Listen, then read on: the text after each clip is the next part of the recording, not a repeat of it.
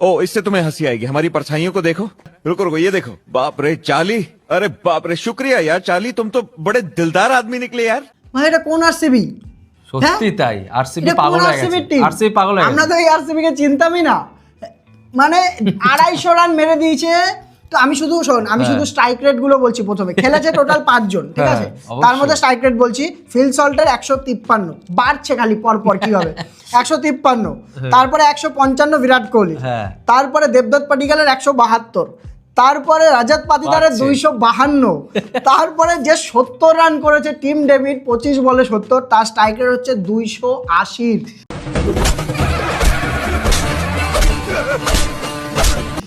এটা কি ধরনের টি20 ক্রিকেট চলছে বল, আর আরসিবির এটা কি ধরনের মানে পারফরম্যান্স চলছে এটা বল।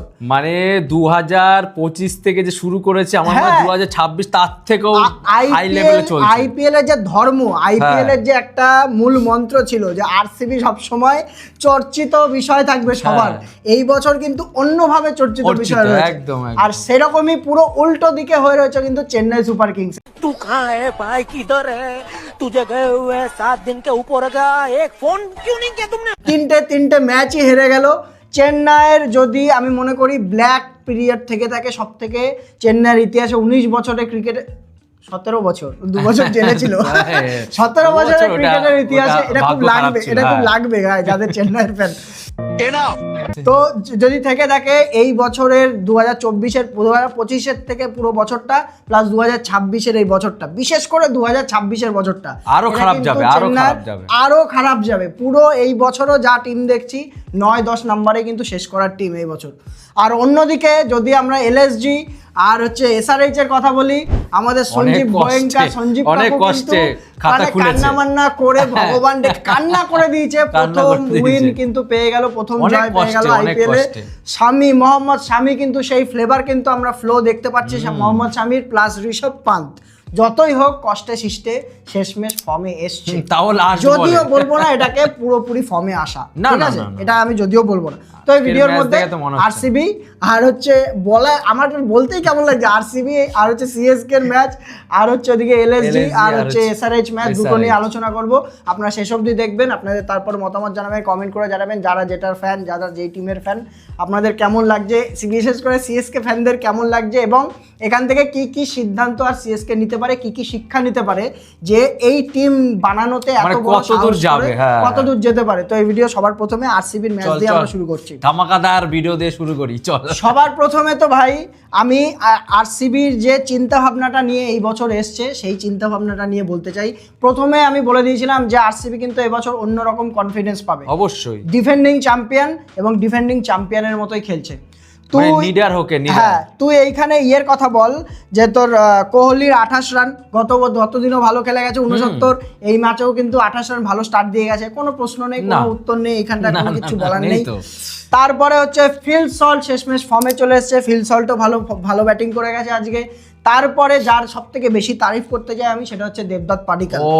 পরপর কিন্তু দুটো ম্যাচে হাফ সেঞ্চুরি আমরা দেবদত্ত পাটিকালের দেখতে পারলাম। ফ্ললেস ব্যাটিং ভাই, এর কোনো জবাব নেই। যে ফর্মটাও ক্যারি করে নিয়ে আসছিল ফার্স্ট ক্লাস ক্রিকেট থেকে, সেটা পুরোপুরি আরসিবি যে ওর উপরে ভরসা দেখিয়েছে, ভেঙ্কটেশ আয়ারকে এত টাকা দিয়ে কেনার পরেও এই জিনিসটা আর কুডোস টু আরসিবি যে দেবদত্ত পাটিকালকে খেলিয়েছে এবং রেজাল্টও পেয়েছে। 2026 ওর এই জায়গাটা আমার মনে হয় কেউ নিতে পারবে না, আর ভেঙ্কটেশ আয়ার তো গেল, মনে করে ঠিক আছে রিজার্ভ আছে, পরের বছর দেখা যাবে, পরের বছর এই টিম কি ভাঙবে না বলছেন, পরের বছর দেখা যাবে। আর তারপরে আর কাপ্তান সাহেবের কথা বলবো আমি, ক্যাপ্টেন রাজাত পাতিদারকে এই রূপে কেউ চিনতই না আরসিবিতে আসার আগে, যত মানে যেদিন থেকে ক্যাপ্টেন হয়েছে। গত বছর তার আগের বছরও ভালো খেলেছে, কিন্তু এরকম পাগলামি করে খেলতো না। কিন্তু তুই পাগলামি, তুই মানে দেখ, তুই 6 মনে বেশি, 6 বেশি। রাজাত পাতিদার আর হচ্ছে টিম ডেভিড এই দুজনে আজকে পাগলামি করেছে, দুইজনে আরসিবি হয়ে হঠাৎ করে মনে কি ঝড় চলে এসেছে। পাওয়ার প্লেতে কিন্তু বেশি রান ছিল না, 46 রান ছিল, বেশি রান ছিল না। সেইখান থেকে ওরা যে এইভাবে দুজনে মিলে কামব্যাক করে 56 ছিল, 56 না 46 যাই হোক এরকম ছিল, যেইভাবে ওরা রান করেছে 250 রান, সেই রকম ভাবে কিন্তু পাওয়ার প্লে প্রথমে যায়নি। তো প্রথমে 3 ওভার তো 3 ওভার 2 বলে কোনো বাউন্ডারি ছিল, তারপরে ঠিক আছে? ভাব, তারপর তারপরে থেকে কোহলি ঝড় শুরু আসলো হলো। কোহলি ঝড়, তারপরে টিম ডেভিড আর আমি রাজত পাতিদার এই দুজনকে নিয়ে বলতে চাই আমি শুধু। বাবারে ভাই সাব কি খেলে গেছে। 6-এর বল। হ্যাঁ 6-এর বন্যা, টিম ডেভিড 25 বলে 70, মানে মানে এটা কি, এটা ব্যাটিং ছিল না না, আজকে। ছিল না তো। এটা আজকে ব্যাটিং ছিল না, সিরিয়াস বলছি। দেখতে অন্যরকম লাগছিল যে মানে বল করছে 105 মিটারের স্টেডিয়ামের বাইরে 6। আবার দেখাচ্ছে, ও নিজে দেখাচ্ছে ভাই ভাই বল। হ্যাঁ তারপরে আবার কি 17 বলে 51 রানে পার্টনারশিপ প্রথমেই শুরু হয়েছে। রান তো আরো বেশি করেছে আর কি, 17 বলে 50-এ পার্টনারশিপ করে ফেলেছে, তার মানে কেমন খেলেছে। তা আবার দুইজনে মিলে সমান ফ্লোতে একদম। চেন্নাইয়ের বোলারদের আজকে যে কিভাবে ধুয়েছে আজকে আরসিবি রে ভাই। আমার তো- নূর আহমেদ 4 ওভারে 49, আনসুল কাম্বো 4 ওভারে 52, 2 ওভারে 30 শিবম দুবে। এই মুহূর্তে শিবম দুবেকে বল দেয় কিভাবে? একটা সময় দেখছিলি শিবম দুবে বল করার আগে, মানে আগে না পরে পর্যন্ত, মানে ক্যাপ্টেন যাচ্ছিল না বলারের কাছে যে ভাই তোরা যা ইচ্ছা তোরা যা ইচ্ছা কর। কর, আমার ঋতুরাজ আর ভালো গায়কোয়াড়ের লাগছে কিন্তু না। ক্যাপ্টেন্সি আমার মনে হয় এই বছর মিড সিজনে করবে কিন্তু ভাই? ক্যাপ্টেন এবার কিন্তু চেঞ্জ হয়ে যেতে পারে। অবশ্যই হতে সঞ্জু পারে। স্যামসনের কিন্তু কাঁধে দায়িত্ব দিয়ে না দিতে পারে। সঞ্জু স্যামসং এর কোনো রিয়াকশন আছে না।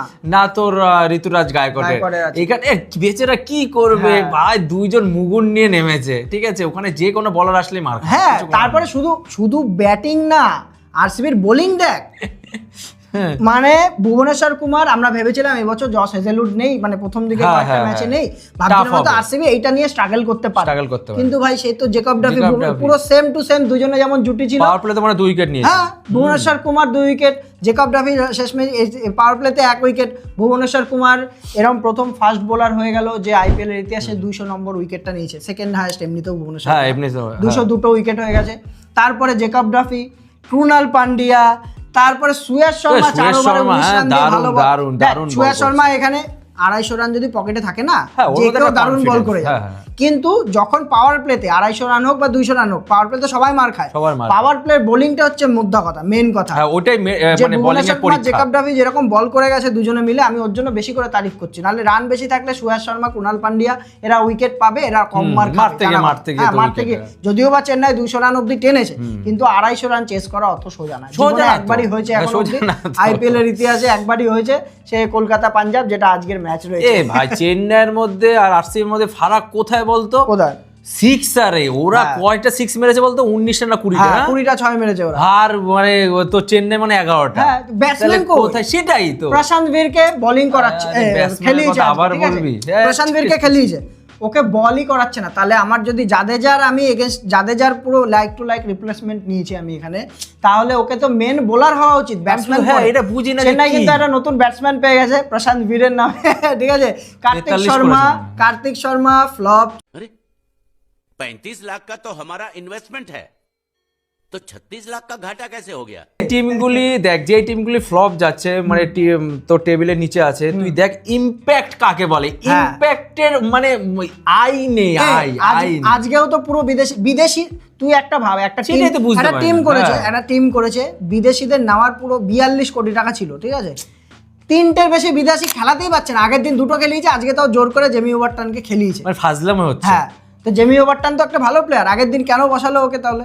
ভাই না আছে ওদের মধ্যে কোনো কম্বিনেশন, না না আছে টিম সিলেকশন। আর এই ঠিক বছর আছে। ইচ্ছা করলে ওরা করতে পারবে না, কারণ প্লেয়ারই তো নেয়নি। কি দেওয়াল অবস্থা। ব্রাভিজ বসে পড়েছে হ্যাঁ। চোটের জন্য। তাহলে এখানে কার্তিক শর্মা, সারফারাজ খান কিন্তু প্রত্যেকটা ম্যাচে এসে ভালো খেলে দিয়ে যাচ্ছে।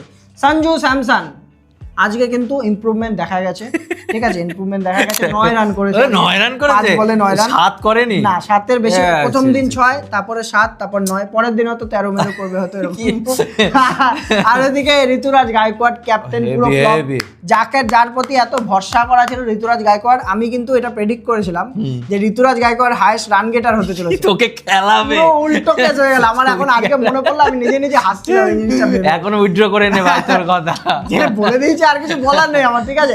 কিন্তু ভিডিও তো পড়ে রয়েছে। আমারটা তো একটা চান্স আমি কোহলি হ্যাঁ, বলেছিলাম। ভিডিও ঠিক তো আছে? পড়ে রয়েছে, ভিডিও তো হ্যাঁ। ডিলিট করা না, যাবে না, না, না, এখানে কিছু করার আমি নেই। কোহলি বলেছিলাম। আয়ুষ মাত্রায় যে খেলছিল একমাত্র ব্যাটসম্যান চেন্নাইয়ের হয়ে, সেও আজকে ফ্লপ চলে গেছে। তখনই আমি 3 উইকেট পড়াতে আমি বুঝে গেছি হ্যাঁ। যে আর কে আছে? আর কে আছে? রানটা 250 রান চেস করার মতো কে আছে? কাছাকাছি যাওয়ার মতোই কে আছে? তাও তো এখানে প্রশান্ত বীর যে ইনিংসটা খেললো 29 বলে 43 সামথিং করেছে, সারফারাজও তারপরে খেলেছে। সারফারাজ খান হ্যাঁ, ও 25 বলে খেলেছে। 50, জেমি ওভারটনে 16 বলে 37, এই তিনটা ইনিংসের জন্য 200 অব্দি 200 তাও অব্দি পৌঁছাতে গেছে। পেরেছে। নালে চেন্নাইয়ের কিন্তু তাও গেছিল পুরো একদম মানে চেন্নাই বেড়া গার্ড হয়ে এই দেখ, গেছে। চেন্নাই তো প্রথম থেকে ডুবে রয়েছে। তুই হ্যাঁ। একটা জিনিস চিন্তা কর, কোহলির ক্যাচ ছাড়া, হ্যাঁ। শিবম দুবে যে ক্যাচ ছাড়লো ইজি, তারপর হচ্ছে নো বলে যে উইকেটে নিল আনসুল কম্বোজ, হ্যাঁ। ঠিক আছে, ওখান থেকে টিম ঠিক, আমি ওটা বলতে ভুলে গেছি আমি ওটা। টিম ডেভিড এমনি এত মারছে, বেশি রান ছিল না, বেশি রান ছিল না সেই সময়। হ্যাঁ তার উপরে আউট করেছে বোল্ড উইকেট, বোল্ড আউট করেছে, তাও আবার নো বল।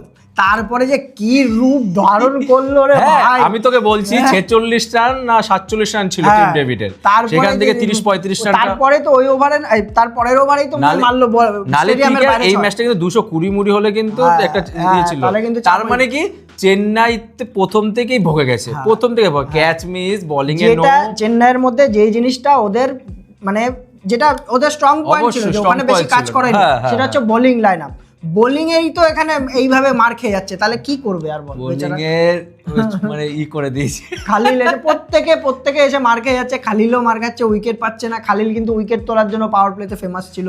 নূর আহমেদ উইকেট পাচ্ছে না, তাহলে কে খেলবে এখানে বল? কে খেলবে? আমি তো সেটা, আমার তো একসময় এরকম মনে হচ্ছে, মানে এখন কি কিরকম দাঁড়াচ্ছে বলতো, হ্যাঁ। চেন্নাইয়ের মনে দর্শকরা বয়কট করবে যে ভাই এরকম ম্যাচ হলে আমাদের ক্ষমা করে দিন, আমরা Seriously, এটা আমরা যাব তুই না। দেখ ধোনি এখানে নেই, আর অবশ্য ধোনি থাকতে গত বছর ধোনির ক্যাপ্টেন্সি আন্ডারেই তো এইভাবে 10 নম্বরে ছিল। ধোনি কি করবে? কিন্তু ধোনি এসে একা করবেই না, বা- না, না, একা ধোনি এসে- করবেই বা কি? আর হ্যাঁ, ধোনির মানুষের একটা একটা বয়স support থাকে, হবে, হ্যাঁ। কম থাকে, সব থাকে, এখানে তো আর সেই জিনিসটা পাবে না সিএসকে।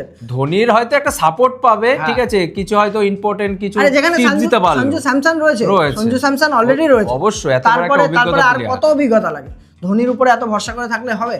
তো চেন্নাই তো মোটামুটি গিয়েও এখানে গিয়েও চেন্নাই মানে আর কোনো প্রশ্ন নেই। আর প্রশ্ন আর নেই কোনো এখানে। প্রশ্ন নেই। চেন্নাই পুরোপুরি এই বছর পুরো একদম ফার্স্ট পে, পরের বছর পুরোপুরি টিম চেঞ্জ করে দিয়ে মিনি অকশনে আবার নতুন টিম বানানো উচিত। কেন ওরা যে কিভাবে যে টিমটা করলো, বাট কিভাবে যে টিমটা আর মানে এই যে করেছে ওরাই জানে। মোরালটা যে ডাউন হলো ওদের, হ্যাঁ। এই যে মোরাল ডাউন হলো, এরপরে গিয়ে আর উঠে দাঁড়াতেই পারবে না চেন্নাই। 3টে ম্যাচ পরপর হেরে যাওয়া, তাও আবার কোনোদিনও ঘরে না। হেরেছে একটা, এরপরে আরো 2টো ম্যাচ ঘরেই রয়েছে ওদের। সেই দুটো যদি একসময় হারে খেলা বলতো, তাহলে চেপককে পুরো গেল। খেলা বলতো, হ্যাঁ, খেলা চেপকে এমন গড়, কোনো গড়, team নেই হ্যাঁ। চেন্নাই থেকে বেশি জিতে আছে এখন। সত্যি তাই। তাহলে তারপরে আরেকটা না, বিরাট কোহলি একটা রেকর্ড হয়েছে, কিসের? ইন্ডিভিজুয়ালি যদি কোনো টিমের রান হয়, Against-এ? এগেইনস্টে রান হয়, চেন্নাইয়ের against-এ হ্যাঁ, বিরাট কোহলি হ্যাঁ, সবথেকে বেশি run হয়। সবচেয়ে। তারপরে মানে ইয়ে আছে তোর রোহিত শর্মার আছে। এরা দু-তিনজনই, কে এল রাহুল, রোহিত শর্মা, বিরাট কোহলি, বিরাট জস কোহলি। বাটলার, এরাই থাকে আশেপাশে সব। মানে একটা ইন্ডিভিজুয়ালি হ্যাঁ। টিমের আর সকালের যে খেলা হয়েছে মানে দুপুরবেলার খেলা, সেটা কিন্তু গোয়েঙ্কা সাপ। সেটাও খুব একটা ইন্টারেস্টিং খেলা হয়েছে। আমরা কিন্তু দেখতে পেরেছি গোয়েঙ্কা প্রথম সাহেবের কি LSG কোনো কাজকর্ম আছে? মনে তো হয় না, নেই। এটাও একটা সাপোর্ট কাজ। করতে, সাপোর্ট, এটাও একটা কাজ না? এটা একটা গালাগালি দেওয়া। ও যদি মন্ত্র না জপে, হ্যাঁ, হ্যাঁ, ও এটা যদি ঠিক। ফটোতে চুমু না খায়, প্রণাম না করে, তাহলে জিতবে কি করে? আমার একটা জিনিস খুব ভালো লাগছে, হ্যাঁ মেয়েদের মানে মালিক হয়তো মেয়েরা থাকে, ওরা চেয়ার আপ করে, ভালো কথা। এই প্রথম কোন আমি দেখলাম কোন কান্না মালিককে, করে দিয়েছে। আমি জেতার পরে দেখলাম কান্না করে দিয়েছে, কান্না। তো যাই হোক, জিতেছে। হ্যাঁ, এইসব জিতেছে। টিম না জিতলে না নিজের মন থেকে খারাপ লাগে যে জিতেছে, জিতলো না, জিতেছে। এত কান্নাকাটি করছে, এত ইয়ে করছে, জিতলো না। জিতেছে। তো সবার প্রথমে আমি বলতে চাই যে প্লেয়ারটাকে নিয়ে এই ম্যাচের মধ্যে, তার নাম হচ্ছে মোহাম্মদ শামি। মোহাম্মদ শামি কি কামব্যাক ভাই, সবার জুতো মেরেছে, জুতো। হ্যাঁ। যারা বলছিল না যে ফিট নেই, ফিট Fit নেই, নেই। জুতো মেরেছে। এবার ইন্ডিয়ান টিম দেখতে বাধ্য হবে। দরজা ভেঙে আগের ফেলবে। দিনও ওই তুই ভাব, আজকে কত 4 ওভারে কত খেয়েছে? 4 ওভারে 9 run 2 wicket. 9 run, 9 ball dot হয়, কিন্তু 9 রান দিয়েছে। তুই এরকম ফিগার কিন্তু আমরা আগে দেখতে পারতাম। মালিঙ্গা, বুমরা বল করছে, বুমরা বল ঠিক আছে, করছে। 2015-16 সেই সময় দেখা যেত, এখন কিন্তু দেখা যায় না এরকম ফিগার। কত 18টা না 19টা ডট বল আছে। 19টা ডট বল আছে, 19টা ডট বল। ভাই আর এমনিতেও যদি তুই ধরিস স্বামীর কথা, যে Power ওরা play কটা তে, হ্যাঁ? তোর 2022-এর পর থেকে 7.2 মানে পাওয়ার প্লের কথা বলছি শুধু, হ্যাঁ। 7.2 ইকোনমি রেট রয়েছে, 36টা উইকেট রয়েছে, আর 55% ডট বল রয়েছে স্বামীর নামে। আর কত চাই ইন্ডিয়া টিমের সিলেকশনে? আরে স্বামী তার স্বামী কিন্তু চান্স পেতে চলেছে অনেকে, Indian team-এ, হ্যাঁ, এটা কিন্তু না, অনেকে আবার, এরপরে হ্যাঁ। যদি না পায়, আর যদি 20টা বেশি পাবে, লাগবে না, পাবে। 20টা উইকেটের একটা সিজন বের করে দিক এই বছর। এ ভাই, একটা প্লেয়ার এত পরিশ্রম করা সত্ত্বেও হ্যাঁ। তার অনেকে বলতো মোটা হয়ে গেছে, মোটা হয়ে গেছে, 9 না 10 রোগা- কেজি ওজন কমিয়েছে। রোগা হয়ে এসছে, হ্যাঁ, তারপরে রোগা আবার হয়ে কি চাও? এসছে। সেই ফ্লো দেখা যাচ্ছে স্বামীর, তাও আবার। তো স্বামী তো গেলই, স্বামীর প্রথমের কথাই তো বললাম, ইন্ডিয়া টিমে কল পেতেই চলেছে সামনে। তারপরে হচ্ছে তোর আগের দিন আমি আরেকটা বোলারের কথা বলবো, এলএসজি। দেখ বোলিং লাইন আপ তো মানে খুব সুন্দর করেছে, এটা নো ডাউট। প্রিন্স যাদবের কথা বলতে চাই আমি এখানে। আগের দিন প্রিন্স যাদব কিন্তু সিরিয়াস একটা ট্যালেন্ট আমার মনে হচ্ছে, যেটা ইন্ডিয়ান টিম অবশ্যই নজরে রাখবেই, কারণ হচ্ছে 140 কন্টিনিউয়াস হিট করতে পারে। দ্বিতীয় কথা, বলের একটা এক হয় 145-এ বল করছে কিন্তু বোঝা যায় না যে স্পিড আছে, কিন্তু 140-এ যেমন জসপ্রীত বুমরা বল করে 140-এ বল করা মানেও কিন্তু স্পিড দেখা যায়। তো এখানে প্রিন্স যাদবকে আমি মনে করি আগের দিন অক্ষর প্যাটেলকে বোল্ড উইকেট বোল্ড আউট করেছে, আজকেও কিন্তু ঈশান কিষানকে বোল্ড আউট করেছে। ভালো কিন্তু একটা কোয়ালিটি বলার ভ্যারাইটিস আছে যাবে। তাছাড়াও তুই যদি এলএসজি অন্যান্য বোলারের কথা বলিস, মহসিন খান তো আজকে মনে হয় খেলেনি। আর টিমের মধ্যে তোর ইয়ের কথা, এসআরএইচ এর লিভিংস্টোন ঢুকেছে, আর হচ্ছে তোর ঢুকেছে এই হর্ষাল প্যাটেল ঢুকেছে, আর ওইদিকে এলএসজির মধ্যে দিগ্বেশ রাঠিকে নিয়েছে, এম সিদ্ধার্থ আর আবেশ খানকে। কেন নিয়েছে জানি না, কিন্তু নিয়েছে। তো হ্যাঁ, আর খেলার মধ্যে যদি আসে, আমরা ঈশান কিষানের কথা বললাম, ঈশান কিষান আউট হয়ে গেল। ওদের এসআরএইচ তো হেরেই গেছে, হায়দ্রাবাদের ব্যাটিং সবথেকে স্ট্রং আমরা জানি। এই ম্যাচ দেখে কি মনে হচ্ছে তাহলে আর কোথায় টিকবে? ওটাই তো বললাম, এসআরএইচ হেরেই গেছে পাওয়ার প্লেতে। আমার মনে হয়, আমি যদি ভুল না দেখি, 10 ওভারে মানে 4 ওভারে 26 রান, না 10 ওভারের কথা বলছি, 10 ওভারে মানে 40 না 45 রান, ঠিক আছে? তাই এই 10 ওভারে ওদের কত 64 সামথিং 66 এরকম ছিল। তারপরে এসেই কিন্তু ওদের সব উইকেট পড়ে যাওয়ার পরেই কিন্তু হেনরি ক্লাসেন আর হচ্ছে ধরেছে, আর তোর নীতিশ কুমার রেড্ডি দুজনে 50 করেছে। ফর্মে দেখা যাচ্ছে ওরা যেভাবে ধরেছিল, যদি ধরে রাখতে পারতো শেষমেশ গিয়ে 180-90 রান হওয়ার কথা। খুব মেরেছে 10 ওভারে কত রান ছিল জানিস? 35 রান। 35 রান? না 10 ওভারে 35 রান। আমি একটু মান সম্মান রক্ষার ক্ষেত্রে বলছিলাম তো 65 কেন বললি? আমি দেখলাম 10 ওভারে 35 রান, তার মানে কোথায় যাবে তাহলে? তারপরে যে নীতিশ কুমার রেড্ডি আর ক্লাসেন যে খেলেছে ইনিংসটা ভালো নিয়ে গেছিল, একটা সম্মানজনক স্কোর অবধি তাও এর জন্য পৌঁছাতে পেরেছিল। নীতিশ কুমার রেড্ডি ভালো টাচে দেখা যাচ্ছে, ইন্ডিয়ান টিমে আবার ডাক পড়তে পারে। আর ক্লাসেন তো সবসময় ভালো খেলে। ট্রাভিস হেড, অভিষেক শর্মার উইকেট স্বামী নিয়েছে, ভাবতে পারি দুখানা। আমি তারিফ করে থাকছি না, এরকম একটা ব্যাপার। আর কোথায় মনে হচ্ছে কি বলতো, এই বছর সানরাইজার হায়দ্রাবাদ ওপেনিং জুটি নিয়ে কিন্তু বিপদে পড়েছে। কেননা না অভিষেক শর্মা যেদিন চলবে সেদিন ম্যাচ জিতবে, কবে চলবে ভাই? যেমন কলকাতার সঙ্গে চললো, ম্যাচ জিতলো, যেদিন চলবে না এরকম অবস্থা। ক্লাসেন আর নীতিশ রেড্ডি 165 বলে 116 রানের পার্টনারশিপ ছিল, যা রান করেছে এরাই করেছে। আর তাও মোটামুটি গিয়ে এইখানে, আর আমি মনে করি এসআরএইচ এর এই যে টিমটা আজকে খেলিয়েছিল, এই টিমটা এসআরএইচ এর বেস্ট টিম এই বছরে। তাও জিসান আনসারিকে খেলাচ্ছে না, জানি না কেন খেলাচ্ছে না। তবে আমি মনে করি দুখানা ভালো স্পিনার পেয়েছে, যদিও বা ওরা হর্ষ দুবে আর হচ্ছে তোর আজ নতুন স্পিনারটা, চায়নাম্যান স্পিনারটা, ভুলে যাচ্ছি আমি নামটা। তো এরা দুজন পেয়েছে বলে মোটামুটি চলে যাচ্ছে। আর হচ্ছে 4 নম্বরে লিভিংস্টোন, আমি মনে করি এই জায়গাটা ঠিকঠাক টিম খেলিয়েছে। আর আরেকটা কথা কি বলতো, দিনের বেলার পিচ দেখে আমার মনে রানটা একটুখানি কম হয়েছে। হ্যাঁ, দিনের বেলা পিচে এমনিতেও রান কমই হয়। দিনের বেলা যদি আবার রাতে যাবে, এটাই অতটা ডিপেন্ড করে টস ডিপেন্ড করে না, টস যে কেউ জিতলেই হয়। তবে সবাই প্রেফার করে সেকেন্ড বোলিংটাই প্রেফার করে মেনলি। আর হ্যাঁ, ইম্পর্টেন্ট টাইমে উইকেটগুলো পড়ে গেছে। 18 ওভারের মাথায় আর রান করতে পারেনি। 100 টোটাল কত 156 করেছে। আর এলএসজির কথা যদি আমরা বলি, এলএসজিতে কিন্তু আজকে ঋষভ পান্ত একটা সব থেকে বেস্ট ডিসিশন কি নিয়েছে, সেটা হচ্ছে ওপেন করেনি। আমার এত পাকনামি লেগেছিল না আগের দিন ম্যাচে। কি দরকার তুই ওপেনিং করেছিস? ওপেনিং করা কোনো কি দরকার? একটা প্লেয়ার যে মার্করাম অলরেডি একজন ওপেনার, যে হচ্ছে আমরা পুরো ওয়ার্ল্ড কাপে দেখেছি কেমন খেলে, যেমন দেখ খেলে গেল এই ম্যাচেও 27 বলে 45 করে দিয়ে গেছে। যেটা ডিজার্ভ করে খেলা। তাহলে তুই এখানে 3-4 নম্বরে খেল, তুই তো জায়গায় খেল। ওপেনিং করার কি দরকার এখানে? তারপরে আরেকটা কি ভুল করছে দেখ এলএসজি। 3 নম্বরে নিকোলাস পুরান গত বছর আগুন লাগিয়ে দিয়েছিল, আগুন সব থেকে বেশি 6 ছিল কিন্তু পুরো টুর্নামেন্টে। সেইখানে নিকোলাস পুরানকে 5 নম্বরে গিয়ে নামাচ্ছে। মানলাম যে ডেপ দরকার, ব্যাটিং ডেপ দরকার, কিন্তু এখানে যদি যে খেলতে পারে না তাকে আমার পরে নামিয়ে লাভ কি? পরে নামিয়ে যে খেলতে পারে না। নিকোলাস পুরানকে 3 নম্বরে খেলাক, ও এলএসজি কে একা হাতে 2-3টে ম্যাচ জিতে দিবে, একা হাতে ম্যাচ জিতে যাবে অবশ্যই।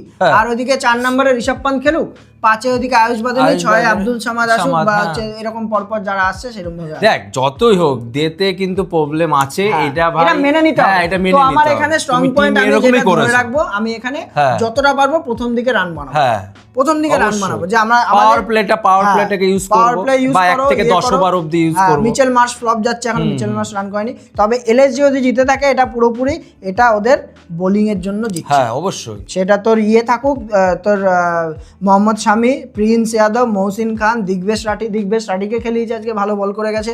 তারপর হচ্ছে তো এম সিদ্ধার্থ করে নতুন বলটাকে খেলিয়েছে, ভালো বোঝা যাচ্ছে যা ওদের একটা বোলিং টোটাল প্যাক্ট যা দাঁড়িয়েছে এরপরে, কিন্তু কনভিন্সিং না, মানে না, না, জেতার না, মতো না, যে ম্যাচ জিততে থাকবে এরকম কিন্তু নেই, যেহেতু ওদের ব্যাটিং ডেপথ নেই, তারপরে কোনো মিচেল মার্শের ইয়ে নেই।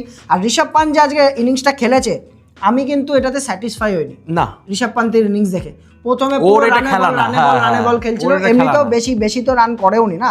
তারপরে যে শটগুলি দিচ্ছিল, ঠিক আছে, 2-3টে ক্যাচ তো ইজি, মানে ইজির মতন হয়েও মিস করে দিয়েছে, একটা ঠিক আছে। 156 রানের টোটাল চেস করতে গিয়ে সে 19-20 নাম্বার ওভার অব্দি নিয়ে গিয়ে লাস্ট বল অব্দি জিতেছে, লাস্ট বলে জিতেছে। তুই ভাব, তুই লাস্ট বলে জিতেছে। হ্যাঁ ঠিক তো, আছে। হ্যাঁ, এটা ছিল তোর এলএসজি আর SRH এর। আজকে খেলা হতে চলেছে কলকাতা আর পাঞ্জাবের। কলকাতার টিম চেন্নাইয়ের মতো সেম ক্যাটাগরিতে রাখতে পারেন আপনারা, আর ওদিকে পাঞ্জাবের টিম সেম ক্যাটাগরি আরসিবির মতো রাখতে পারেন। আচ্ছা, তোর কি মনে হয় কলকাতার কোনো চেঞ্জেস হবে? কলকাতার চেঞ্জেস আমি মনে করি করা উচিত। এখানে অবশ্যই সুনীল উচিত। নারায়ণকে ওপেনে পাঠাও, কিন্তু এত তাড়াতাড়ি হবে না, না, না, আজিঙ্কা না, রাহানে আরো- এত তাড়াতাড়ি হবে না। মানে আরো লাস্টের দিকে যাবে। একটা জিনিস কি করতে পারে, যদি ক্যামেরন গ্রিন যদি বোলিং না করে, ওকে পায়ে দুটো ডান্ডা মেরে বসাও, বসিয়ে এখানটায় তোর সুনীল নারায়ণ আর ফিনালেনকে ওপেনিং করানো হোক, 3 নম্বরে আজিঙ্কা রাহানে, 4-এ অঙ্কুশ রঘুবংশী, 5-এ হচ্ছে কে খেলছিল, 5-এ তোর যাই হোক, 5-এ রবম্যান পাওয়ালকে দরকার। আমি 6-এর কথা বলছি, ও 6-এর 5-এ কথা। রিঙ্কু সিং, হ্যাঁ। 6-এ রবম্যান পাওয়ালের জন্য আমি রবম্যান চেঞ্জ পাওয়াল, করছি। হ্যাঁ, হ্যাঁ। 5-এ রিঙ্কু সিং, 6-এ রবম্যান পাওয়াল, 7-এ ইয়ে তোর অঙ্কুশ রঘুবংশী, আরে রমনদীপ সিং, হ্যাঁ। আর 8-এ অনুকূল রায়। এই টিমটা আমার মতে ঠিকঠাক আর দেখাচ্ছে। রমনদীপকে বলা হোক যাতে ওই পুশআপ না দিয়ে বেশি পাকনাই না মারে, খেলার প্রতি ফোকাস দাও, হ্যাঁ, ঠিক আর আছে। ওদিকে যদি পাঞ্জাবের কথা বলা হয়, পাঞ্জাবের তো কি বলবো, যা বাপরে। আরসিবির মতো কুপার কনলি থেকে শুরু করে ওপেনার্স দুজন, প্রিয়ান ভাই, সারিয়া, সারপাল প্রাপ সাব তো সিমরা, আর আলাদাই শ্রেয়াস মুডে আয়ার তো আছে। অন্যরকম আলাদাই মুডে। দেখতে পাচ্ছি আমরা এই বছর বিরাট কোহলির থেকেও ভালো। সত্যিতে আলাদাই মুড আছে, অ্যাডমিট গুলি দেখছিস তো, হ্যাঁ। সত্যি তাই আলাদা তো mood। এই ম্যাচ আমার কেন জানি না, আমার গাট ফিলিং বলছে কলকাতা এই ম্যাচটা জিততে পারে। সবাই আমাকে পাগল বলছিলি, একটু আগে আমি বলছিলাম ওদেরকে যে পাগল বলছিল, কিন্তু আমার গাট ফিলিং বলছে এটা যে এই ম্যাচটা কলকাতা জিততে পারে। দেখা যাক কি হয় না হ্যাঁ, হয়। সেটাই। তো দেখা যাক, এই ম্যাচের শেষে আমরা তো রিভিউ নিয়ে আসবো। হ্যাঁ, কিন্তু চেঞ্জেস দরকার কলকাতা। আপনারা থাকবেন আমাদের সঙ্গে। এই ভিডিও কেমন লাগলো লাইক করে জানান, অবশ্যই। কমেন্ট করে জানান, আর ভিডিও লাইক করবেন, চ্যানেল সাবস্ক্রাইব করুন, জানেন আপনারা সাপোর্ট করবেন এইভাবে। সাপোর্ট করুন প্লিজ, সাপোর্ট করুন প্লিজ। Good bye. চলো বাই।